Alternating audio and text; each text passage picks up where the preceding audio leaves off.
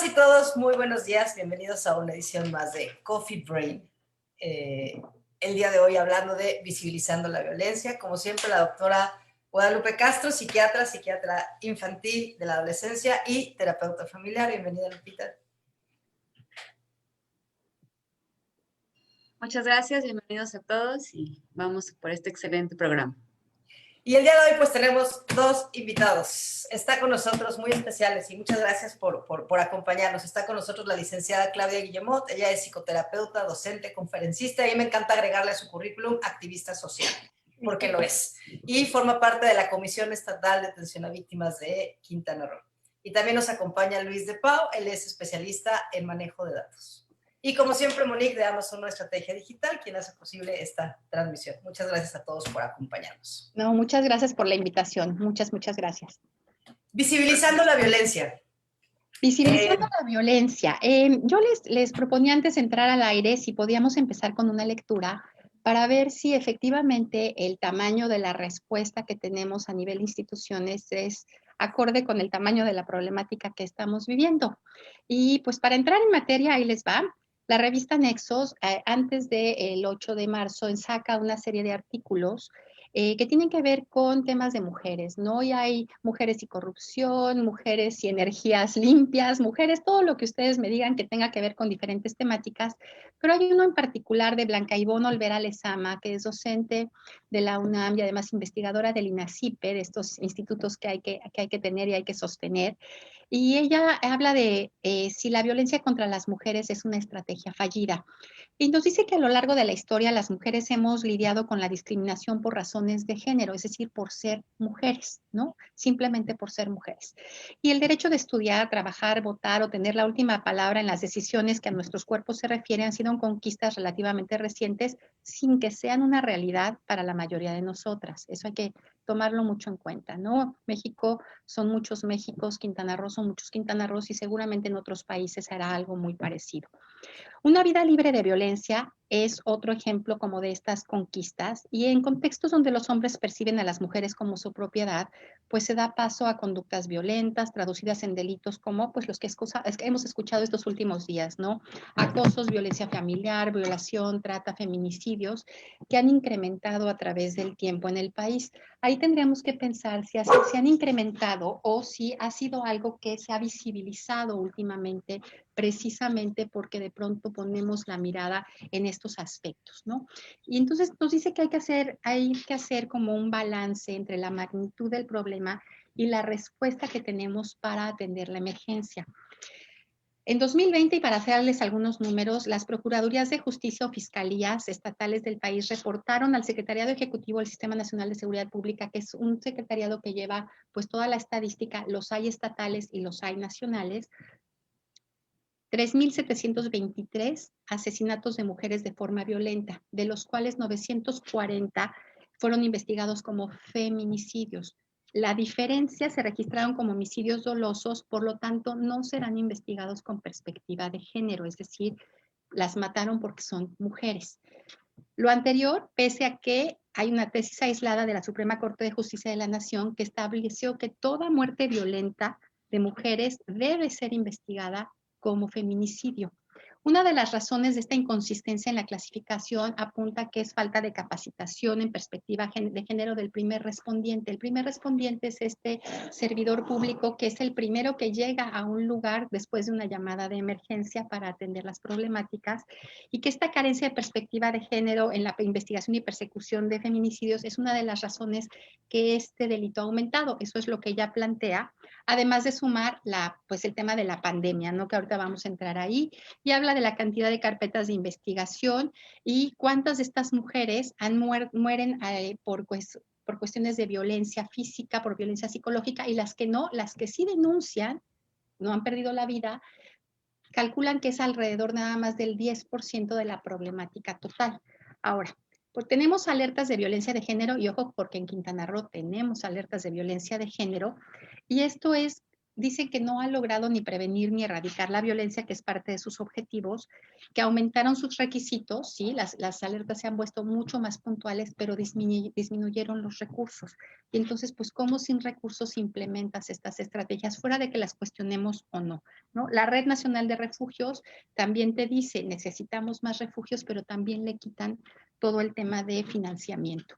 Y también, pues, obviamente, pues no atienden ni a la cuarta parte de las mujeres que requieren ese espacio para salvar la vida.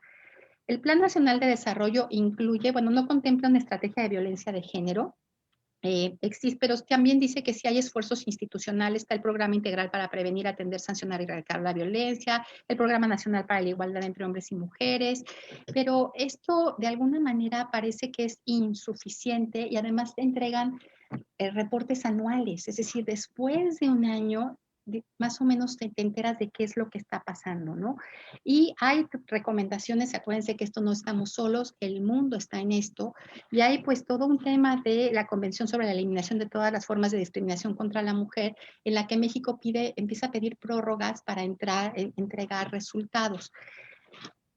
¿Qué tenemos que hacer? Se trata de más instituciones, se trata de más estrategias. ¿Qué tendríamos que hacer? Y parece que ya hay como ciertas recetas. Por un lado, hay que tratar el tema de las nuevas masculinidades, es decir, salirnos de estos modelos patriarcales, de estas masculinidades hegemónicas y a la par, pues, capacitar, fortalecer las capacidades institucionales. ¿Para qué? Pues para dar una mejor respuesta. Instituciones tenemos, pero las tenemos fragmentadas y las tenemos además con enormes deficiencias, especialmente en temas de sensibilización y capacitación.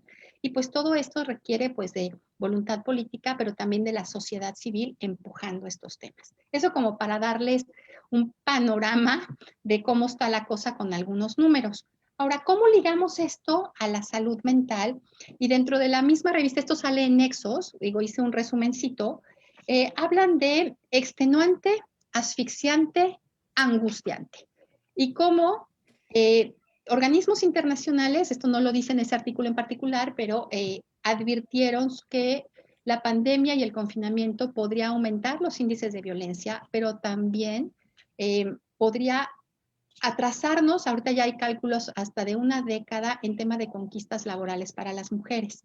Y cómo esto, desde lo que denominan ahora la fatiga pandémica, porque hace un año jamás nos hubiéramos imaginado que un año después estaríamos en exactamente las mismas circunstancias probablemente, ha sido algo que las mujeres padecemos más preocupadas, con más miedo, más tristes, porque además muchas están confinadas, bueno, el tiempo que estuvimos más confinados con sus propios agresores, es decir, el lugar que tendría que ser el más seguro se vuelve el más inseguro, con el riesgo de que si sales, pues te puedes contagiar.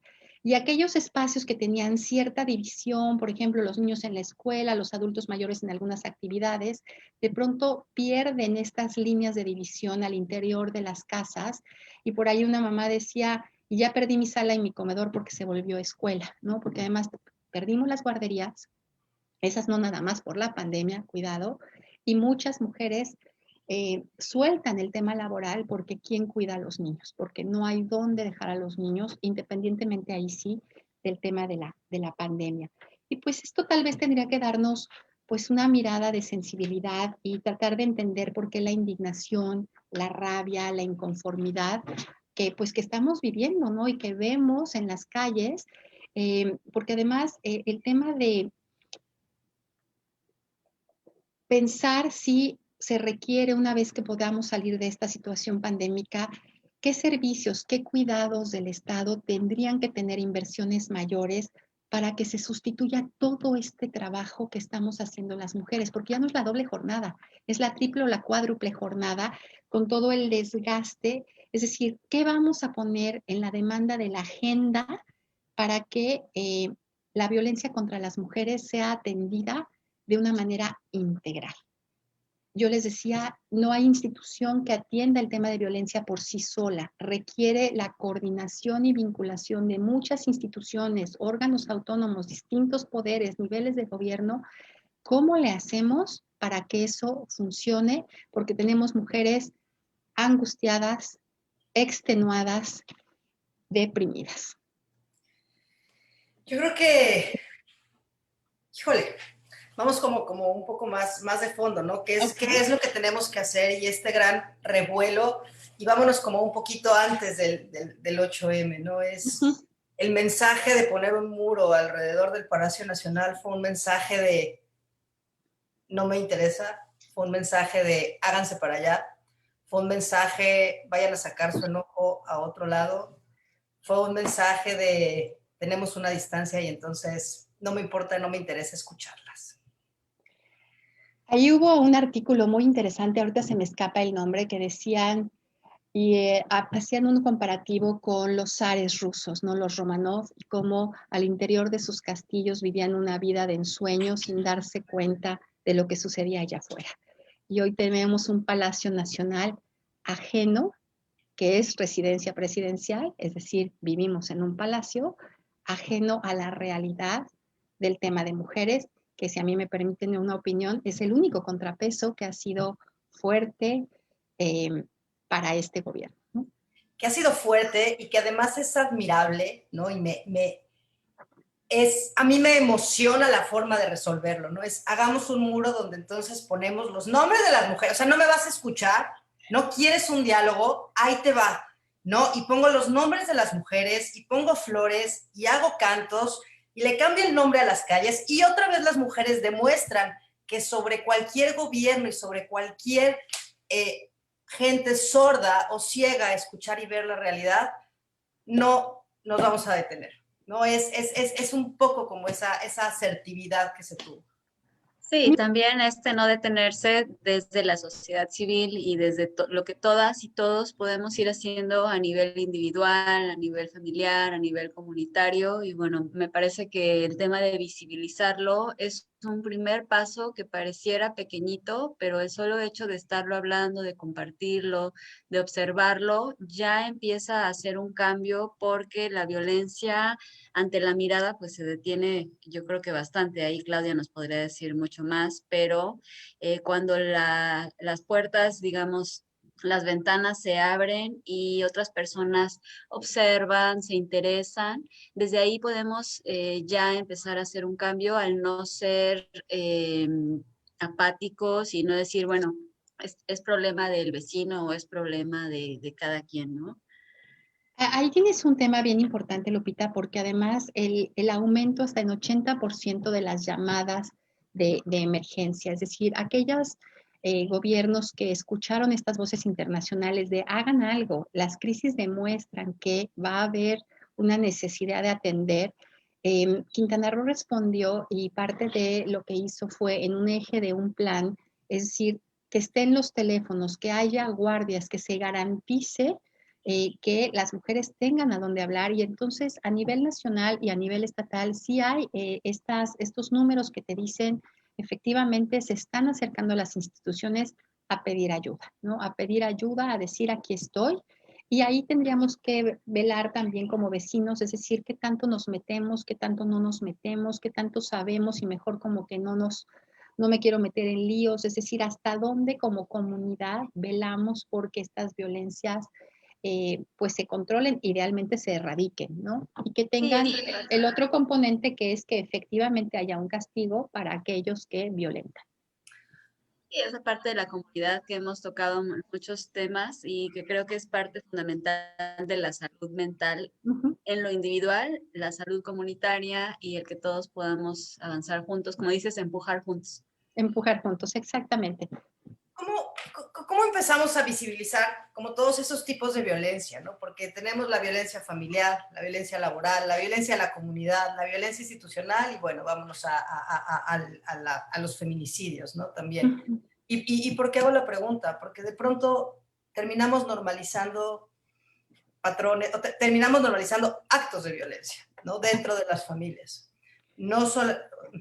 Yo creo que es un tema de ir como paso a pasito en el ir nombrando las cosas, ¿no? García Márquez decía que si tú nombras, las cosas existen. Y de pronto todavía seguramente les tocarán pacientes que están dudando si esto es violencia.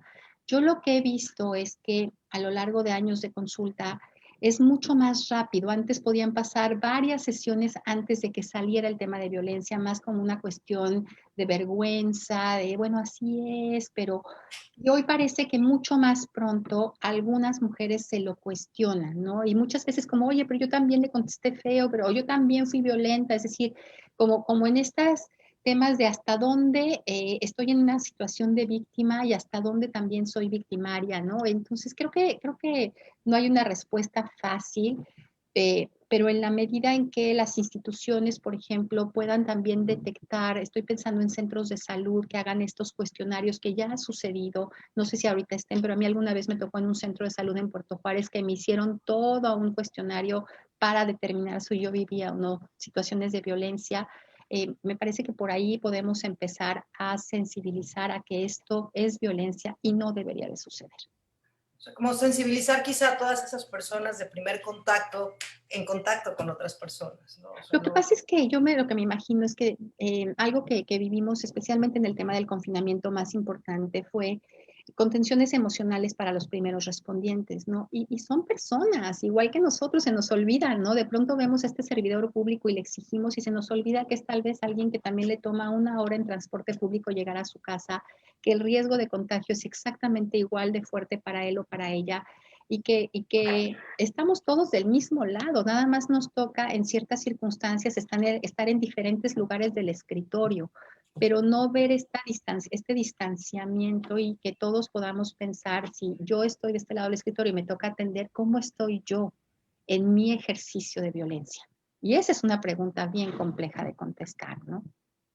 claro. ¿Cómo estoy yo en mi ejercicio de violencia? Cómo está mi entorno? ¿Y cuál es mi bagaje ante la sensibilización al tema también? Y que tanto reconozco también los temas de salud mental, que si algo hay de tabú y es algo que en el tema de personas en situación de víctima, porque es una situación, no es una característica de una persona, es una situación que vive una persona, cuánto de esto también tiene que ver con temas de salud mental que probablemente se manifiestan precisamente por la violencia que viven las personas. Y la violencia es uno de los desencadenantes, factores de riesgo muy importantes, tanto en salud mental de adultos y bueno, pues también de niños y adolescentes que se quedan ahí en la casa, que también no es muy visible porque bueno, pues ellos igual están aprendiendo y desde ahí se van dando estas cadenas repetitivas y es donde también tenemos que romperlas, ¿no? Por ellos y para que en el futuro ellos puedan ser adultos sensibles y que sepan manejar las cosas de otra forma distinta de la violencia. Que fíjate que ahí tocas también un tema bien interesante, porque ahorita estábamos haciendo unos ejercicios para determinar problemáticas desde una metodología que se llama marcológico, y salen, ¿no? Instituciones que se dedican a atender y a preservar los derechos de niños, niñas y adolescentes, y hablaban de esta cultura adultocentrista, ¿no? Donde la mirada de los niños y las niñas no está reflejada, ¿no? Y por lo tanto todavía se invisibiliza más si son eh, víctimas directas, que se le llama, o víctimas indirectas de la violencia.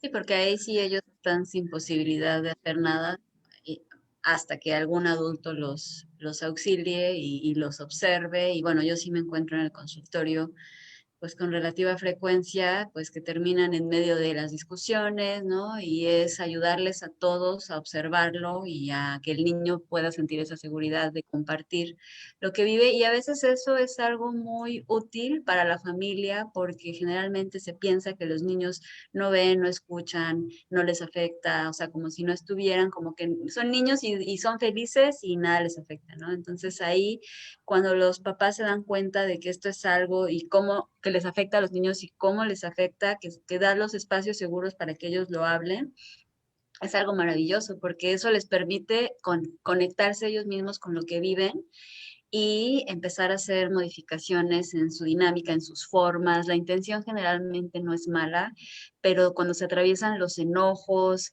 el ponerse defensivo, el sentir que el otro me agredió primero, pues ahí es donde empieza a escalar.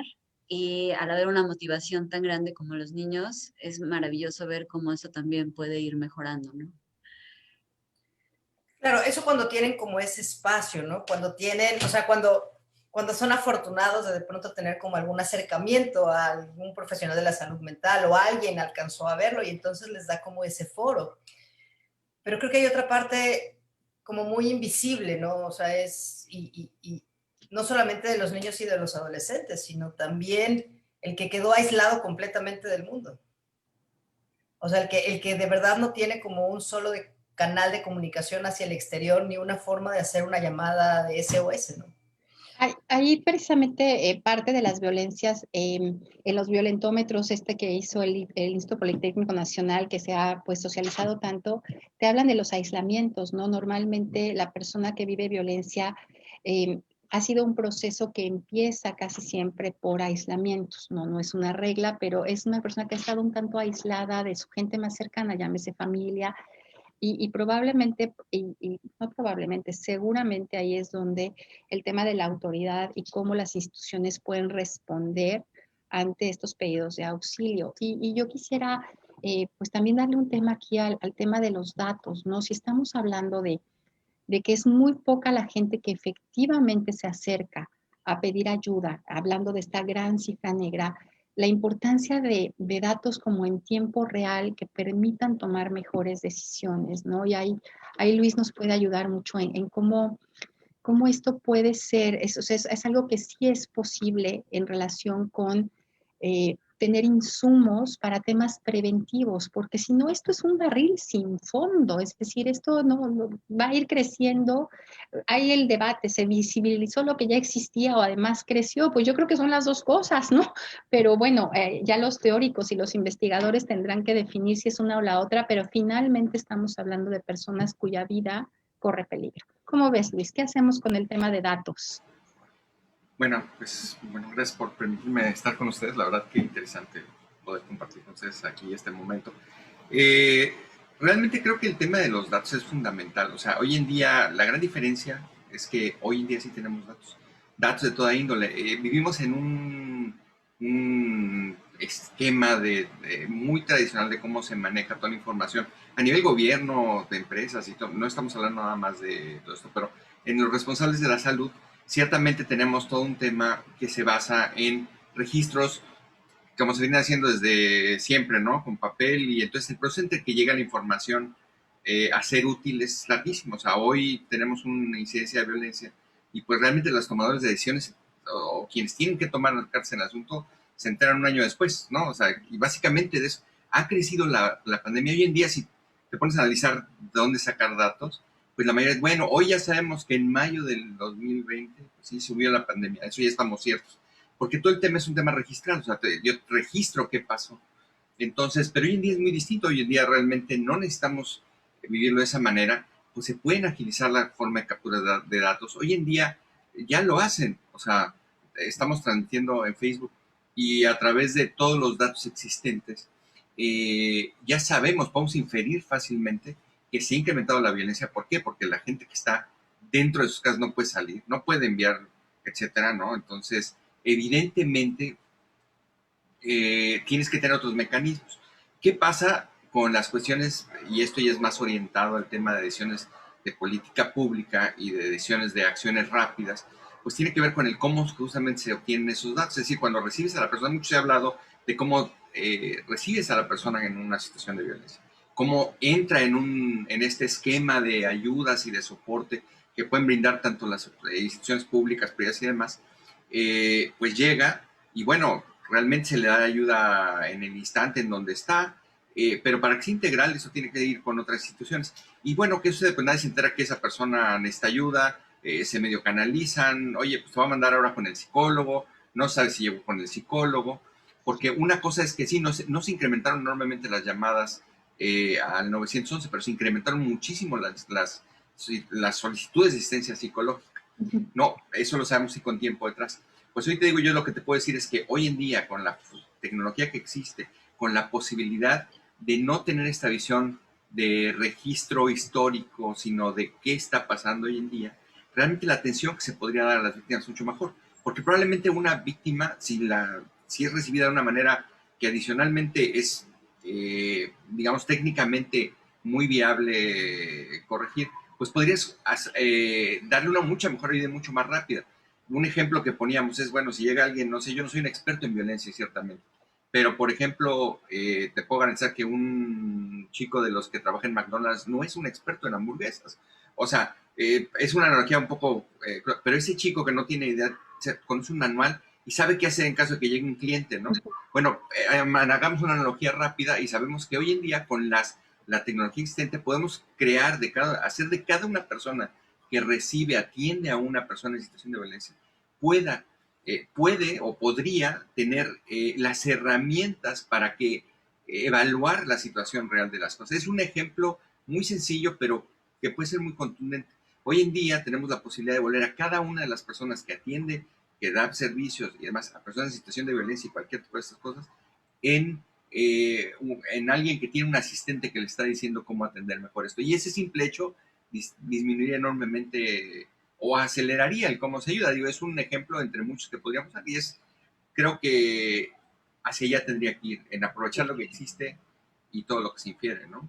Además, eso es un poco lo que yo coincido con Luis, ¿no? No se trata de generar más instituciones que requieren más presupuesto y que probablemente hay quejas enormes para que se atiendan de una manera o de otra. No, se trata de que con lo que tenemos funcionen mejor y que si no tienes mucho conocimiento, tengas una estructura que te permita atender de manera más eficiente y que además como servidor público te proteja, porque quienes atienden violencia, ya hay por ahí ya un estudio del Instituto de las Mujeres del Estado de México donde dice el síndrome de desgaste profesional por empatía para las personas que atienden a personas en situación de víctima de violencia es un desgaste brutal, más rápido y más profundo. ¿Y qué quiere decir? Que entonces es un círculo vicioso espantoso porque la atención a una persona que está en situación de víctima, pues se deteriora de manera muy importante, y ya no digamos que además tengan la capacidad de poder checar o cachar que esa persona además está cursando con un trastorno de salud mental o que ya está instalada algún diagnóstico muy importante, llámese depresiones, todo esto que va acompañado y que ya hay pues estudios suficientes que nos dicen que esta combinación espantosa de violencia, más depresión, más desesperanza, más aislamiento, puede devenir hasta en temas de tentativas y suicidios consumados. Sí, eso, fíjate, es que me quedo yo pensando ahorita en algo, ¿no? Sí, esta capacitación y esta necesidad, porque es una necesidad, se necesita hacer algo, ¿no? Y es como una muy buena estrategia, con lo que ya existe capacitemos, pero desde dentro de casa, desde dentro del día a día, ¿cómo podemos nosotros como seres humanos, sin ser expertos en tema de género o si quieren salud mental, cómo nos empezamos a dar cuenta dentro de nuestra casa que podemos estar siendo víctimas de violencia? O sea, como esas cosas sutiles, ¿sabes? Es que yo lo veo de la siguiente forma. Muchas veces para cuando solicitan atención es porque ya viene este desbordamiento o ya viene como esta patología mental en respuesta a, o ya viene como un daño físico a la persona. Pero hay años, transcurren años en llegar a ese punto de la violencia física o incluso de los asesinatos y que no nos enseña, no hay una cultura de la violencia, de la prevención, de educación, pues. Te puedo decir que a nosotros nos costó mucho trabajo tratar de entender cuáles eran los ambientes de violencia y los tipos de violencia y que además de esto era delito o no. Ha sido todo un tema en una manera de establecer catálogos de dónde ubicamos qué, ¿no? Yo me imaginaba como estas clases ¿se acuerdan los conjuntos en matemáticas, ¿no? Y los subconjuntos y dónde está la intersección y dónde queda aquello.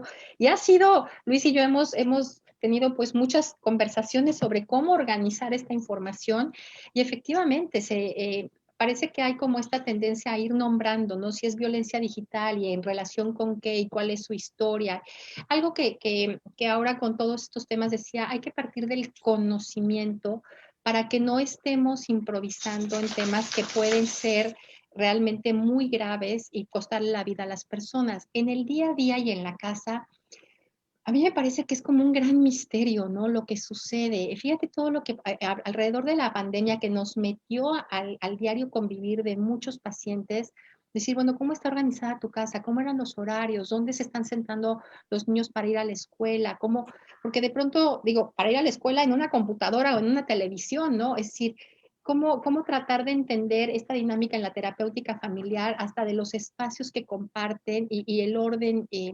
No sé si tendríamos ahí como que empezar a cuestionarnos, estás gritando de más, estás aventando un plato, estás azotando la puerta, o sea, como estas manifestaciones que puedan ser muy tangibles, que a todos nos ha pasado, porque todos hemos tenido un mal día y un mal momento, pero que empiezan a volverse repetitivas y ya como una forma de estar a lo largo de tu día. Sí, yo Exacto.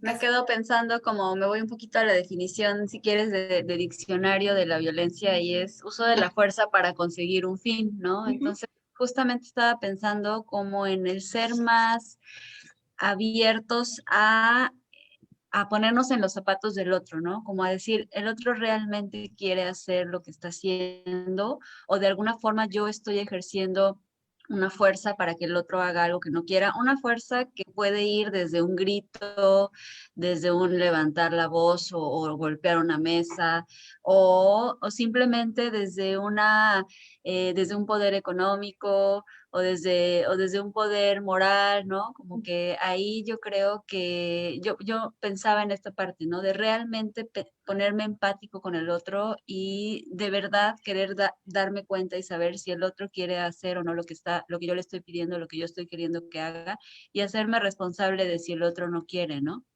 Pero Que, no sería eso, perdón, ¿no sería eso una forma de entonces justificar como la reacción del otro?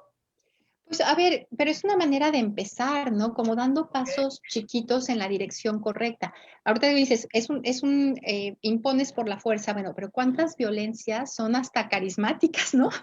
Ay, qué guapa, Claro, pero cámbiate la falda, ¿no? Es no, bueno, decir, ¿sabes qué? empiezan Yo me esas refería al cosas. agresor, yo me refería Ok, al agresor, o ok. sea que, y yo creo que hemos un tema que no hemos tocado mucho, nos vamos generalmente a las víctimas, pero los agresores también tienen esta forma de ver las cosas y no es una forma, en la mayoría de los casos, con la intención de hacer daño, ¿no? Entonces, Ahí tienes un punto bien interesante, Lucta, porque Luis y yo nos hemos topado en algún curso que nos tomamos sobre masculinidades hegemónicas y el patriarcado y demás. Nos compartieron un documento que era impresionante, pues la cantidad de veces que el agresor está en casa, ¿no? El agresor está en casa, así durmiendo con el enemigo como aquella película de hace muchos años.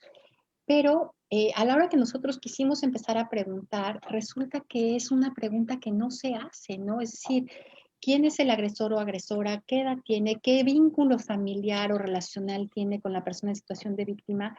Ahí tenemos todo un tema para dirigir también procesos de prevención y de atención que requiere un cambio cultural y que probablemente sea además largo aliento, pero que hay que hacer. La Secretaría de Salud, por ejemplo, ya tiene grupos reflexivos, tanto para hombres como para mujeres, para que reconozcan temas culturales en el ejercicio de patrones violentos de relación, ¿no? Y por ahí nos decía alguien que dirige estos grupos, me decía, es que hay veces que creo que hay personas que necesitan como el aspecto violento, ¿no? Como que yo no sé, hay en el tema de neurociencias y ya hay como algo que no se saben relacionar más que a partir del control de la desigualdad y del yo gano y tú pierdes. Perfecto. Luis o al quería decir revés. algo. Luis, adelante. No te Tienes el micrófono escuchamos. cerrado, Luis. Perdón, sí, sí, era muy breve, ya me fui esta. O sea, el tema de cómo, todo depende de qué tan grande se quiere impactar. O sea, por ejemplo, cómo es posible impactar de una manera enorme. Digo, ya tocaron algunos temas, pero aquí el chiste, o lo que yo veo, es que quien tiene o quien es violento no se cuestiona, no va a empezar a reflexionar si tiene o si es violento. Es más, yo estoy seguro que todos quienes conozco y demás, hemos sido dentro de la familia en momentos violentos sin percatarnos, es más, y sin cuestionarnos. Como hoy en día, no sé, como un taco y no me cuestiono si debo de comer tacos o no, por decir algo, o sea, como porque lo como y es algo diario. Entonces, del mismo modo, yo creo que tienen que existir disparadores que hagan cuestiones de reflexión, que digo, generalmente. Entonces yo creo que hay muchísimas cosas que efectivamente se pueden hacer y que hoy en día no están haciendo. Y en este caso, pues yo estoy en este tema de cómo los datos. Hoy en día ya podemos saber por las redes sociales cómo los niños, los jóvenes, se sienten si están viviendo violencia si está en un tema, pasando por un tema depresivo. O sea, vamos, no es que lo sepamos nosotros, eso es algo que existen herramientas para medir. Y si estás hablando en cómo hacerlo de manera social, pues evidentemente vas a tener que utilizar los nuevos medios para poder incidir, poder entender cómo se dan ahora estos mecanismos que te llevan a un momento reflexivo. Entonces, por ejemplo, ¿cómo incide? No sé, yo quisiera decir, escucho de repente, yo creo que todos hemos escuchado, si tenemos hijos, hijo, odio estas clases, ¿no? O sea, ¿cómo incidimos? Decir, oye, pero es tu oportunidad de estudiar. O sea, se lo digo y no, o sea, seguramente le entra aquí y le sale por acá. Es natural, Entonces, este cambio para entender que vives una situación de violencia es algo parecido. No se lo puede, no es nada más que digas, oigan, y hagas un anuncio, oigan, reflexiones son violentos. Tienes que hacer, yo creo que mecanismos en los cuales la persona perciba, oye, estoy viviendo una situación de violencia. No, O porque estoy además quien siendo vive violento. o estoy siendo violento, ¿no? O sea, por ejemplo, digo, dices, ay, oye, y al final es bien, porque hay momentos en los cuales, y es un enorme mercado de miles de cosas, de pequeñas tareas que se pueden hacer, ¿no? Desde cualquiera de las trincheras en las que estemos, pero ciertamente para tener un impacto global tendrían que ser cuestiones de gran alcance, en el cual se puedan hacer, aprovechar los modelos de rol que surgen ahora, se habla de influencers, o sea, como en algún momento era Pedro Infante, bueno, pues hoy serán los otros, hay que averiguar cuáles son. Y sobre eso es entenderlo. Pero lo que sí tenemos que no tenían antes es cómo averiguar qué está pasando con la gente.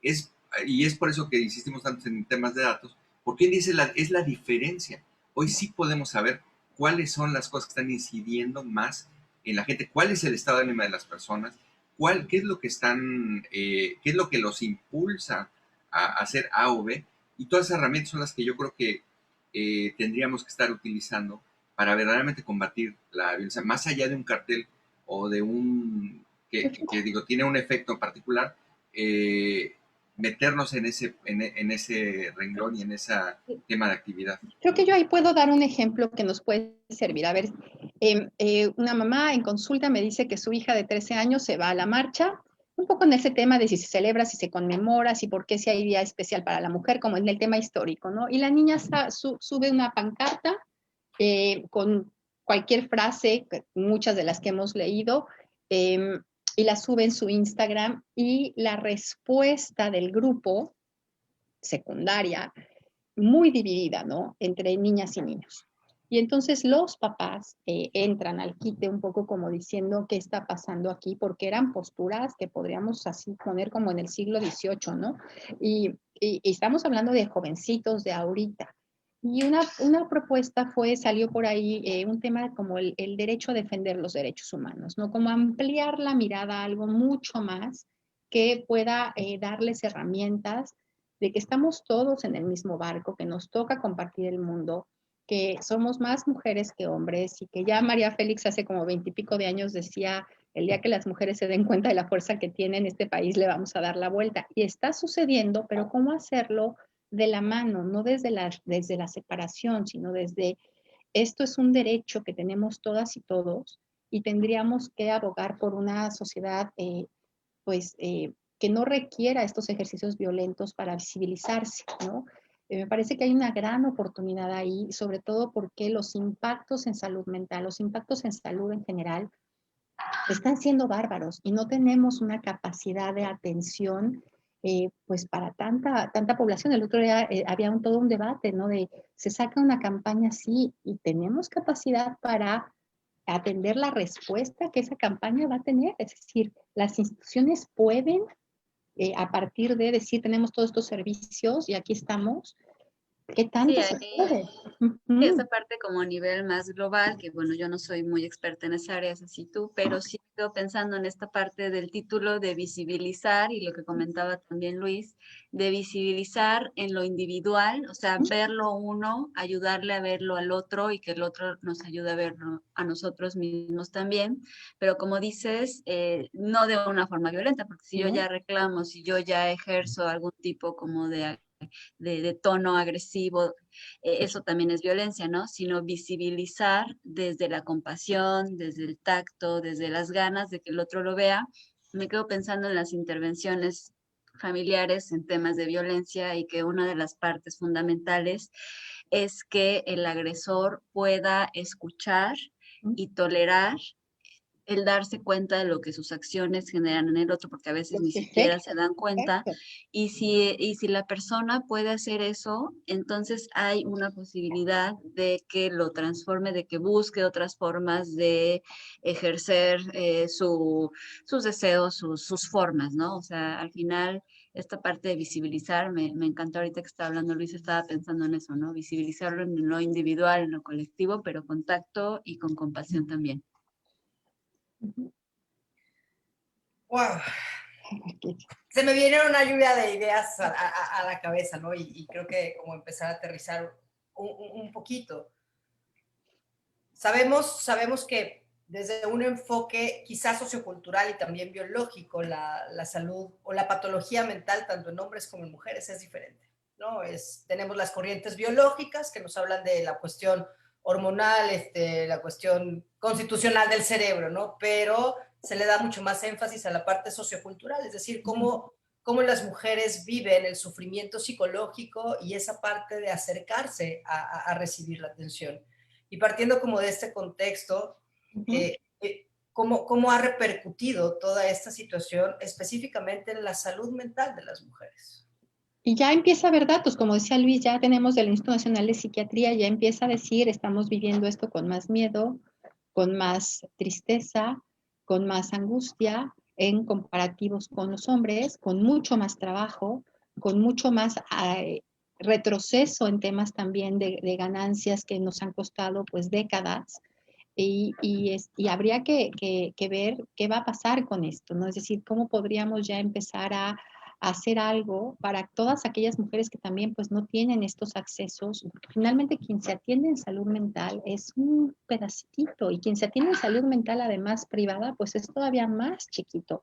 Lo que sí vemos es a nivel institucional pues los servicios están saturados. Eso quiere decir que cuando menos ya no hay tanto tabú, quiero pensar en poder llegar a pedir ayuda, ¿no? Tal vez porque ya no pueden más, ¿no? Ya, como decía Citzia, ya llegan en el momento en que ya no hay, o sea, tendríamos que atender antes, pero cuando menos están llegando y están poniendo sobre la mesa la pregunta de si efectivamente esto que viven es violencia. Sí. ¿Qué pasa con no sé, digo, como tú dices, ya hay como estadísticas, sí se habla de depresión, ansiedad, incluso se empieza ya a hablar de un estrés postraumático, ¿no? Duelos que se complican y seguramente a medida que pasa el tiempo irán saliendo como muchas más cosas. A ver, es que no sé cómo plantearlo sin que suene como muy politizado, pero es una realidad que cuando uno vive en un estado de tensión constante, y me voy un poco a la parte neurobiológica, nuestros niveles de cortisol se elevan. Al elevar los niveles de cortisol estamos en un estado constante de ansiedad y de intranquilidad. Y es una realidad que las mujeres vivimos con miedo desde hace mucho tiempo. Y que es una constante escucharla en las consultas, ¿no? Y que si tenía pacientes que antes venían solas a su cita de las 7 de la noche, ahora vienen acompañadas. Y entonces, más allá de esa violencia en casa, es una violencia fuera de casa. Y lo que yo observo todos los días es el miedo que se va incrementando paulatinamente al exterior. Y me atrevo a decir, las mujeres vivimos con miedo actualmente. Y el impacto y la repercusión que esto está teniendo en la salud mental. Ahí tienes un punto bien importante porque ya la UNICEF, por ejemplo, en el caso de los niños y las niñas, pone a México como estos hogares que debería de ser el espacio más seguro y es el espacio más inseguro y para muchas mujeres sin duda. Pero además, el confinamiento te dice si sales hay riesgo de que te pegue este bicho y este bicho mata gente, pero además si sales hay un espacio de riesgo real a que no regreses o a que te pase algo, ¿no? Es decir, el tema de la seguridad pública, que parece que estábamos al revés, es decir, íbamos transitando hacia la seguridad ciudadana y parece que ahora vamos más hacia la seguridad militar, ¿no? Que es, y ahí hay ¿qué tanto hay una capacidad o incapacidad del Estado en relación a poder atender estos temas y si hay sensibilidad o no para cómo las mujeres estamos allá afuera. Y pues hay muchos esfuerzos, ¿no? De qué pasa en el espacio público, qué pasa en el transporte público, qué propuestas tendría que haber en relación desde la normatividad hasta, por ahí había propuestas de, bueno, desde tener transportes exclusivos para mujeres, y eso sería o no una alternativa, o qué pasa con los concesionarios de transporte público que se ven involucrados en hechos que podrían afectar a las mujeres. Me parece que es un tema de, si nos estamos arreglando a balazos allá afuera, también tendríamos que voltear a ver qué pasa en los arreglos, en las mediaciones, en los temas familiares, donde yo cedo y tú cedes para que los dos ganemos y no yo gano y tú pierdes. Me parece que ahí hay una gran oportunidad de cómo conciliar esfuerzos y no nos está faltando como el espacio de hablar, entender, debatir y no irnos directo a la acción, ¿no? Y a la acción además violenta.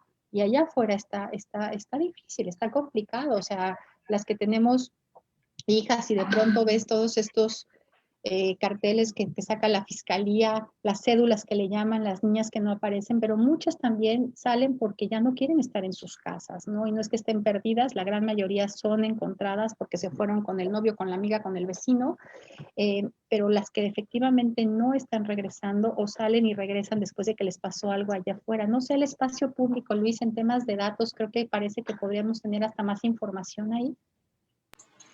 Lo que pasa es que, nuevamente, toda esta información de dónde se da, cómo se da la violencia, existe, no está organizada. Y es un tema que difícilmente se va a saltar muy rápido. O sea, existen cosas a partir de las cuales puedes inferir dónde está pasando, qué está pasando, de lo que está publicado. Existen algunas fuentes muy buenas, pero que están a niveles muy grandes, a macros, ¿no? O sea, países, qué está pasando en el país, qué está pasando quizá en el estado, entonces eso también no está. Como país, lo sabes, nuevamente, con un enorme desfase en realidad, ¿no? O sea, porque estás viendo la foto de hace 6 meses, ¿no? O de 8, que es en lo que tardó en que, pues aquí hubo un caso, aquí está pasando esto.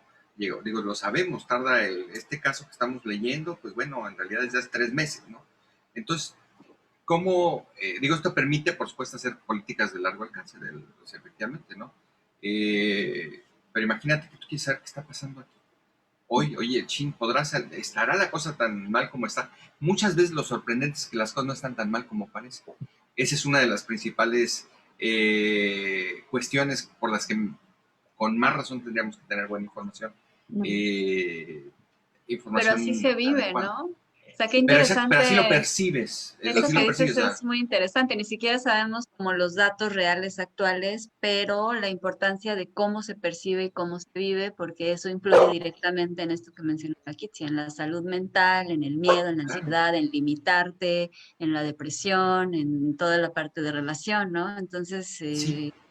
ojalá que pronto podamos tener esos datos actualizados, pues para ver un panorama más real y no también estar en base a tantas fantasías. Yo les invitaría a ver, en realidad, si los números son tan malos como dicen en realidad, todo. Si se fijan, lo que pasa es que los números buenos no venden, ¿eh? O sea, entonces, oye, no estamos tan mal, o sea, en realidad Quintana Roo no es el estado con mayor número de embarazos adolescentes. Uy, eso lo digo y enseguida sale el ring, pero si cuando ves los datos en realidad no somos el peor estado. El estado en un estado peor. Exacto, y las encuestas, ¿no? Las encuestas que miden percepción, conocimiento y experiencia, y casi siempre es una percepción mayor. O sea, yo percibo que pasa esto.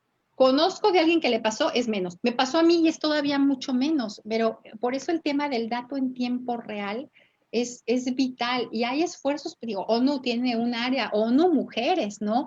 Y hay metodologías para el espacio público, para la vida en la noche, para la iluminación, o sea, se sabe qué se tiene que hacer, pero siempre estamos como desfasados, ¿no, Luis? Sí, bueno, y estamos desfasados y también te digo, es que existe esta cuestión de verlo todo mal, o sea, es una cosa como natural, es una parte fundamental de los medios, o sea, porque efectivamente no vas a oír, oye, este año 6 millones de personas menos en la pobreza que el año pasado, ¿no? O sea, tú vas a ver, o sea, oye, estamos 40 millones en la pobreza, o sea, realmente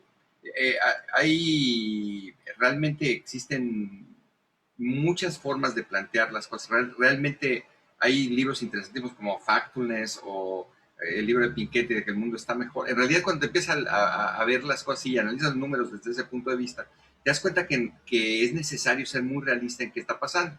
O sea, realmente estamos en un estado mucho más violento que antes. No estoy seguro. No estoy seguro. Lo podemos inferir que sí. ¿Por qué? Porque con los datos que tenemos sabemos que efectivamente no ha habido más visitas, más salidas a denunciar violencia, pero claro, porque está el opresor en casa, ¿no? Entonces, pero hay otras formas de que sí podemos saberlo, a través de las llamadas ocultas, a través del closet.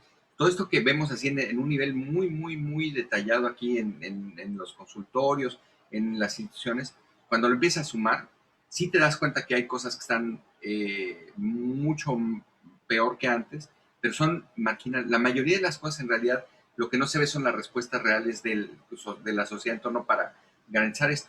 Y creo que ese es un tema que no es un tanto de datos, no es solo de datos, sino de precisamente el manejo y la interpretación de los mismos. Entonces, yo sigo siendo optimista, ¿no? Aunado a eso, por ejemplo, las respuestas que hoy son mucho más sensibles. Por ejemplo, hay un operativo que se llama Mandela, que se dieron cuenta que había llamadas recurrentes de ciertos números, ¿no?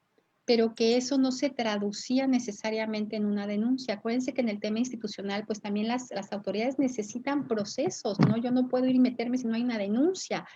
Entonces empezaron a darle seguimiento así con caminatas, a ver, de este teléfono, de este lugar tenemos tantas llamadas. ¿Por qué? Porque saben que hay un pedido ahí que hay que atender antes de que esto se convierta en una tragedia. Es decir, sí hemos avanzado en ese proceso de ir atendiendo lo mejor posible, como les decía yo, con instituciones que tienen sus propios ordenamientos, sus propias normas, que están un tanto fragmentadas, que requieren capacitación, pero que necesitan trabajar en equipo para atender y sobre todo poder tener muy claro que en tema de salud mental hay que saber tener como los básicos para entender que esas son personas que requieren además una atención diferente.